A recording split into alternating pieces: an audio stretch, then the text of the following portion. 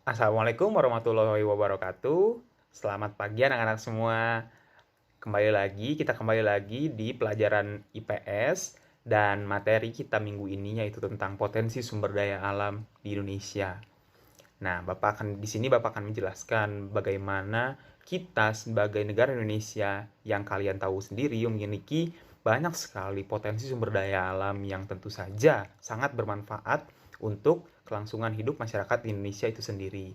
Nah, di sini Bapak akan menjelaskan potensi-potensi apa saja sih yang kita miliki, terutama dalam sumber daya alamnya. Selain itu, juga Bapak akan menjelaskan bagaimana kita sebagai warga negara yang baik dapat menjaga sumber daya alam tersebut agar tidak rusak dan juga tidak digunakan semena-mena.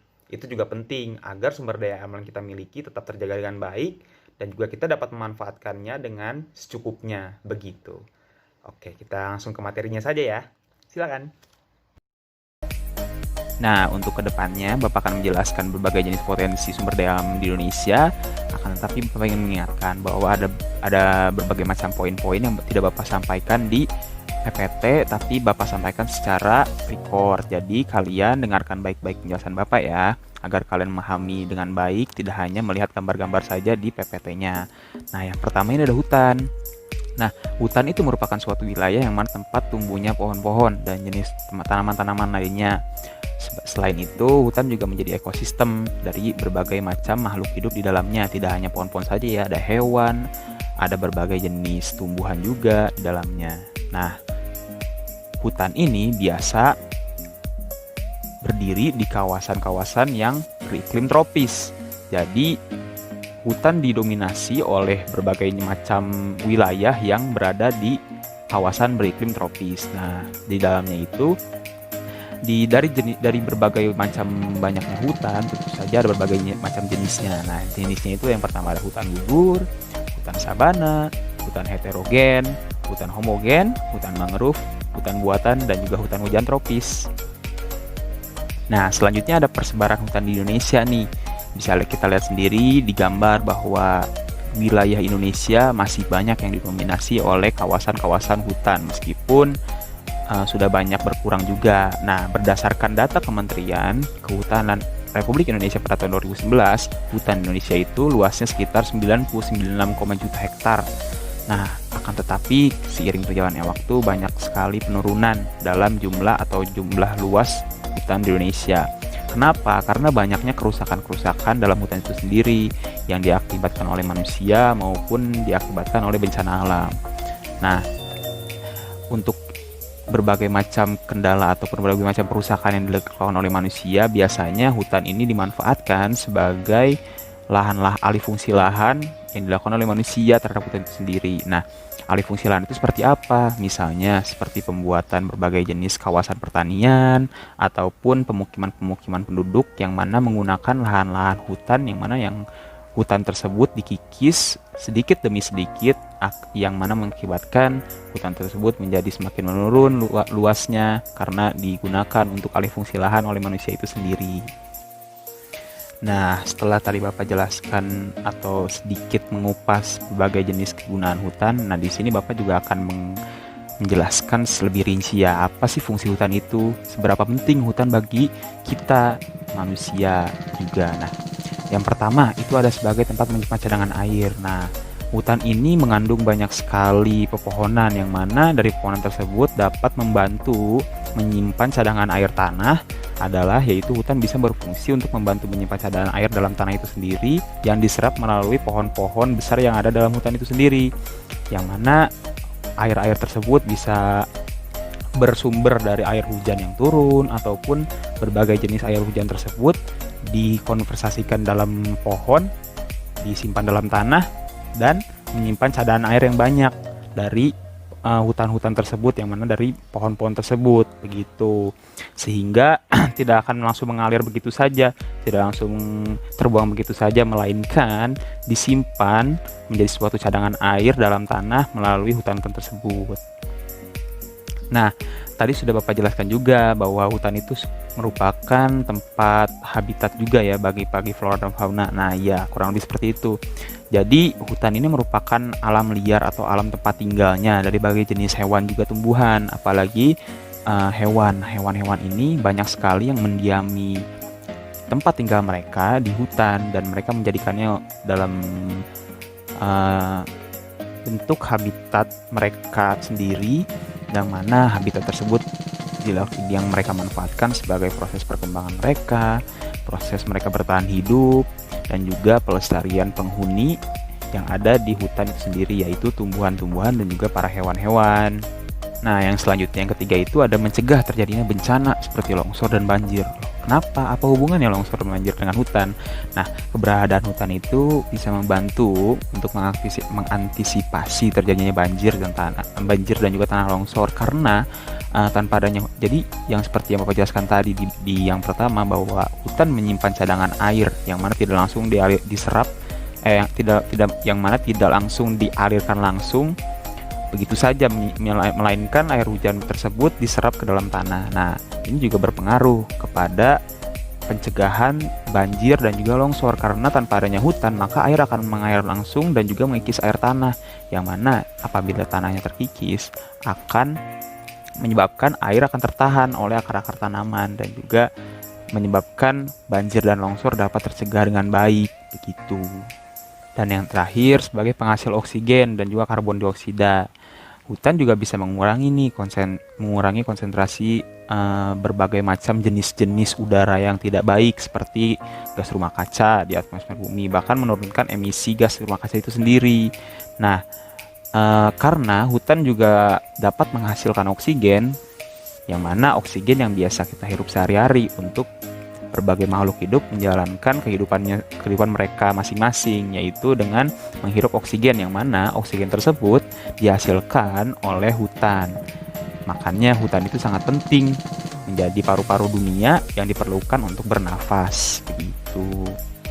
Nah, dari berbagai macamnya jenis manfaat-manfaat hutan yang tadi Bapak sampaikan, tentu saja dalam hutan tersebut juga dapat menjadi potensi sumber daya alam yang dimanfaatkan oleh manusia, yang mana di dalamnya terdapat berbagai macam jenis kayu-kayuan, ada berbagai jenis hal-hal non-kayu juga seperti buah-buahan, madu, karet, rempah-rempah, rotan, dan juga sagu begitu, yang mana potensi-potensi ini dapat dimanfaatkan oleh manusia untuk sumber daya alam.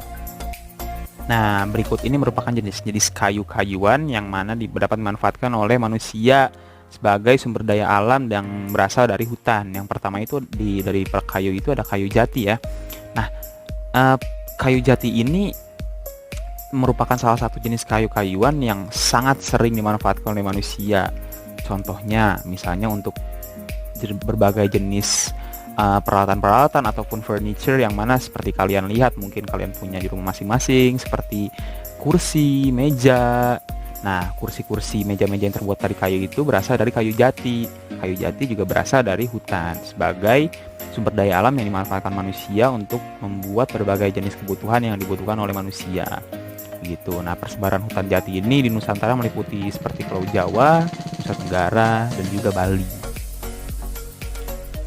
Nah, selanjutnya ada kayu meranti. Nah, kayu meranti ini juga salah satu jenis kayu yang dimanfaatkan dari hutan. Nah, kayu meranti ini biasa dimanfaatkan untuk, ya kurang lebih sama lah seperti kayu jati, untuk berbagai jenis furniture, cuman dalam konteks bahannya ini dimanfaatkan yang jauh lebih halus ya, seperti pembuatan gitar ataupun pintu, yang mana tidak mempunyai bahan atau jenis kekuatan seperti kayu jati. Nah, kayu meranti ini anti rayap juga, dan juga persebarannya meliputi hutan-hutan di Pulau Kalimantan dan juga Sumatera. Tuh. Nah, selanjutnya ada kayu cendana nih. Kayu cendana ini biasa dijumpainya di Nusa Tenggara Timur. Meski demikian, pohon cendana itu sudah meliputi juga ya daerah-daerah lainnya seperti Pulau Jawa dan juga pulau-pulau lainnya. Nah, biasanya kayu cendana ini memiliki aroma-aroma yang khas pada kayu tersebut. Nah, makanya dalam pemanfaatannya pun kayu cendana ini biasanya dimanfaatkan sebagai pembuatan dupa atau aromaterapi, atau sebagai campuran dari parfum-parfum yang sering kita pakai. Nah, itu biasa dari kayu-kayu cendana karena memiliki wangi-wangi yang khas gitu. Dan yang terakhir itu ada kayu akasia. Nah, kayu akasia ini kurang lebih sama seperti kayu-kayu lainnya ya, sering biasa digunakan sebagai bahan-bahan baku pembuatan furniture rumah begitu.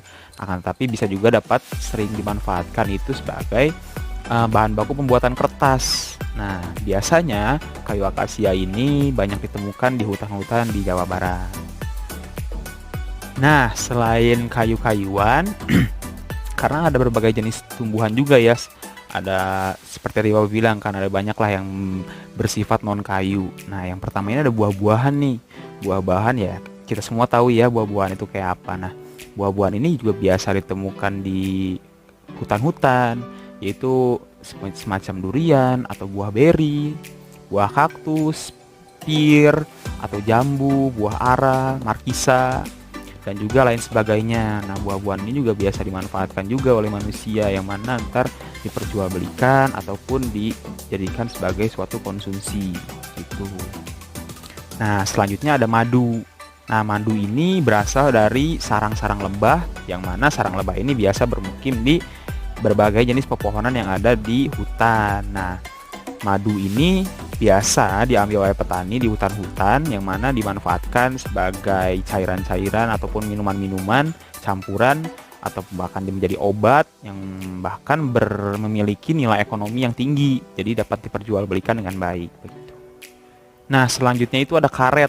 Nah, potensi yang salah satunya juga merupakan yang sangat-sangat penting ya, karena sebenarnya karet itu diambil dari getah pohon-pohon yang ada di hutan, ataupun biasa yang kita sebut sebagai pohon karet. Nah, penghasil karet ini biasa memanfaatkan karet untuk pembuatan ya berbagai jenis karet yang kita tahu seperti ban ataupun berbagai jenis bahan lainnya yang memiliki ekonomis yang tinggi juga. Nah, walaupun begitu, karet juga berasal dari hutan, yang mana pembuatannya ini berasal dari getah-getah dari pohon-pohon karet tersebut. Nah, selanjutnya ada rempah-rempah. Rempah-rempah ini berbentuk berbagai jenis macam yang biasa dimanfaatkan untuk bahan masakan sih, yang mana itu juga sangat banyak sekali komponen-komponen rempah-rempah yang bisa ditemukan di Indonesia, namun tidak kita dapat temukan di luar. Nah, itu juga menjadi nilai plus sendiri ya untuk hutan Indonesia, karena kita memiliki banyak sekali komoditi rempah-rempah yang jauh lebih banyak dibandingkan negara-negara atau daerah-daerah lainnya, seperti kayu manis, pala, biji, kayak gitu-gitu. Itu sangat-sangat amat bernilai ekonomis juga, dan juga dapat dimanfaatkan dengan baik sebagai bahan masakan oleh masyarakat Indonesia. Nah, dan yang terakhir itu adalah potensi hutan yang terakhir itu ada potensi yang berbentuk tepung, yaitu sagu. Nah, sagu ini berasal dari proses pengolahan batang-batang pohon sagu, yang mana kita didapatkan di hutan-hutan Indonesia. Nah, biasanya sagu ini dimanfaatkan sebagai bahan makanan pokok seperti pembuatan aci atau pembuatan bahan makanan lainnya, yang mana menggunakan tepung dari pohon sagu ini. Nah, bahkan masyarakat Maluku dan Papua juga biasa memanen sagu ini dari hutan, kemudian mengolahnya menjadi bahan masakan yang bernama papeda. Jadi memang dapat dimanfaatkan juga ya sebagai bahan makanan dari pohon sagu tersebut. Nah, selain hutan, Indonesia juga banyak memiliki kekayaan-kekayaan bahan baku atau bahan-bahan tambang mineral yang dapat dimanfaatkan dengan baik ya, sebagai merupakan sumber daya alam yang bernilai cukup tinggi, yaitu kegiatan pertambangan. Nah, pertambangan ini merupakan kegiatan penelitian, pengelolaan, pengusahaan berbagai jenis bahan mineral atau batu bara yang meliputi penyelidikan, eksplor, studi kelayakan, penambangan, dan juga pengolahan, pemurnian, pengangkutan, penjualan, serta kegiatan pasca tambang. Nah, pertambangan ini dilakukan pada berbagai jenis bahan-bahan atau komoditi-komoditi yang dapat dimanfaatkan dengan baik dalam rangka untuk menambah devisa negara juga, menambah uang negara juga, yaitu seperti minyak, gas, yang mana nanti akan Bapak jelaskan lebih jauh apa-apa saja sih bahan-bahan tambang yang dapat dimanfaatkan atau yang bernilai ekonomi cukup tinggi untuk Indonesia begitu. Nah, bahan tambang pertama yang bernilai ekonomi cukup tinggi dan juga dapat bermanfaat dengan baik pada masyarakat Indonesia, yaitu adalah minyak dan gas bumi. Nah, minyak dan gas bumi ini apa ya? Sumber energi utama yang saat ini banyak dipakai untuk keperluan-keperluan manusia, seperti untuk industri, untuk transportasi, seperti untuk bahan bakar, untuk bensin, dalam rumah tangga itu kurang lebih seperti untuk memasak, untuk berbagai jenis kegiatan yang mana menggunakan sumber energi minyak dan gas bumi ini. Walaupun begitu, cadangan minyak bumi Indonesia ini ya cukup terus berkurang ya anak-anak, karena banyaknya pengambilan atau eksploitasi yang cukup berlebihan yang dilakukan oleh berbagai pihak, yang mana dapat merugikan juga untuk Indonesia itu sendiri begitu.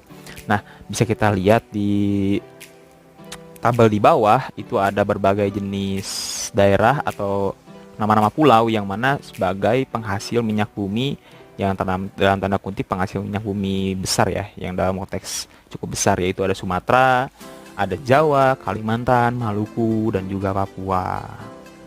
Nah, selanjutnya ada batu bara nih. Batu bara itu, kegiatan tambang itu sangat identik dengan batu bara. Nah, batu bara itu merupakan sedimen atau energi yang ada di bumi yang terbentuk dari sisa tumbuhan yang telah mati dan mengendap selama jutaan tahun yang lalu.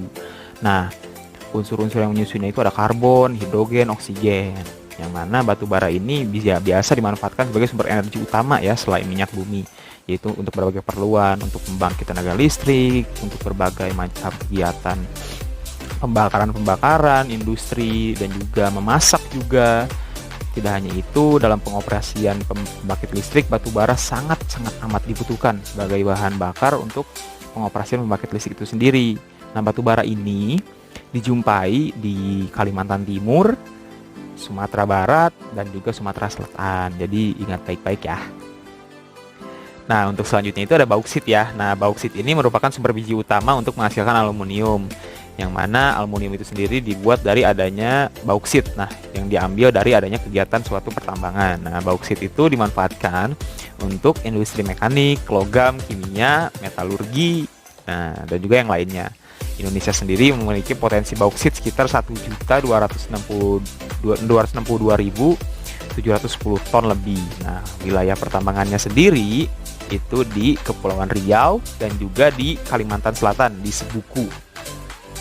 Nah, untuk bahan mineral selanjutnya itu ada pasir besi. Nah, pasir besi itu dimanfaatkan untuk industri-industri logam dan juga pembuatan semen ya.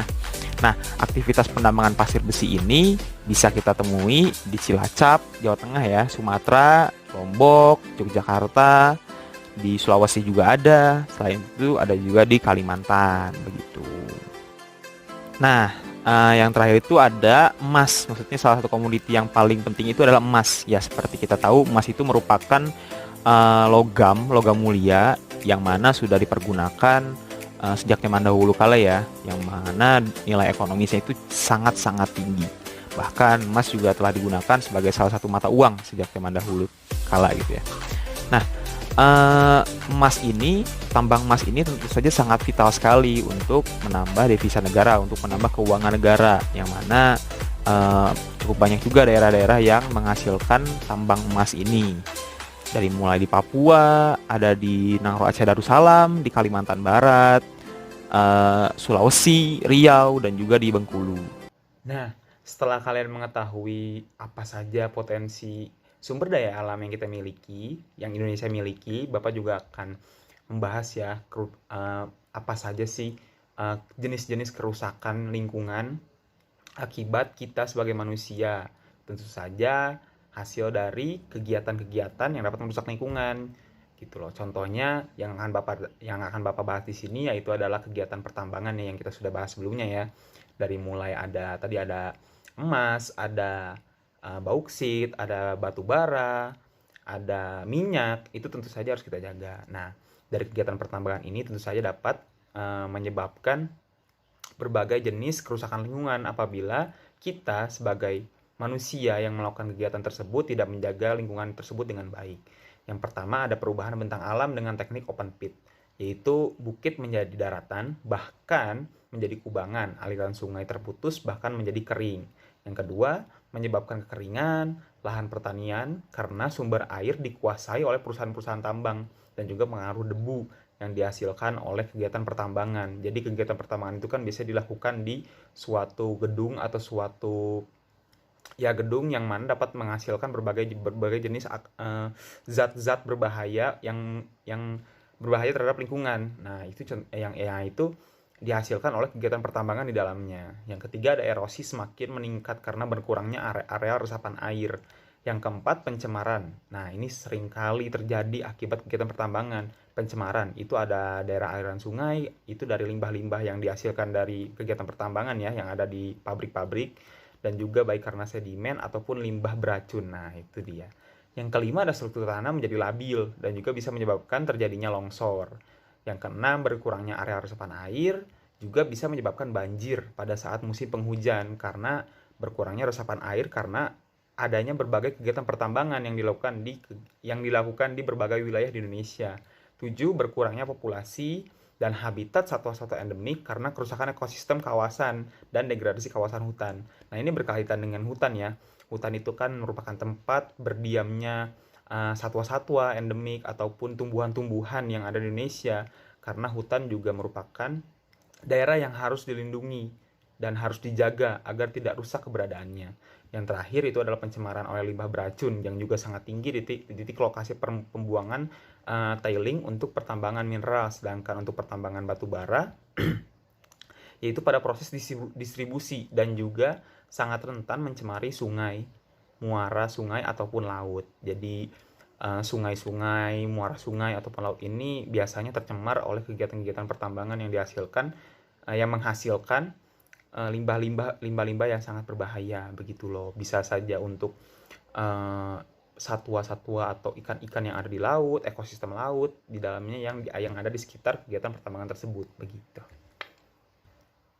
Nah, selanjutnya setelah Bapak menjelaskan ya apa saja sih kerusakan lingkungan yang bisa disebabkan oleh salah satu kegiatan yang berkaitan dengan sumber daya alam, yaitu pertambangan. Nah, Bapak akan memberi satu contoh kasus nih kerusakan lingkungan akibat pertambangan. Nah, di sini ada kerusakan lingkungan akibat tambang batu bara di Bengkulu ya. Jadi kerusakan lingkungan hidup itu akibat limbah batu bara yang tadi Bapak sampaikan itu emang benar terjadi adanya. Salah satunya itu di Bengkulu. Jadi di sepanjang DAS daerah aliran sungai di Bengkulu itu hingga pesisir pantai di Kota Bengkulu dan Bengkulu Tengah terjadi sejak 1980-an hingga sekarang. Dan itu memang nyata ya, dan bukan kasat mata. Nah, tapi kendati demikian, pemerintah daerah juga tidak pernah ada upaya nih menemukan perusahaan tambang untuk dimintai pertanggungjawabannya.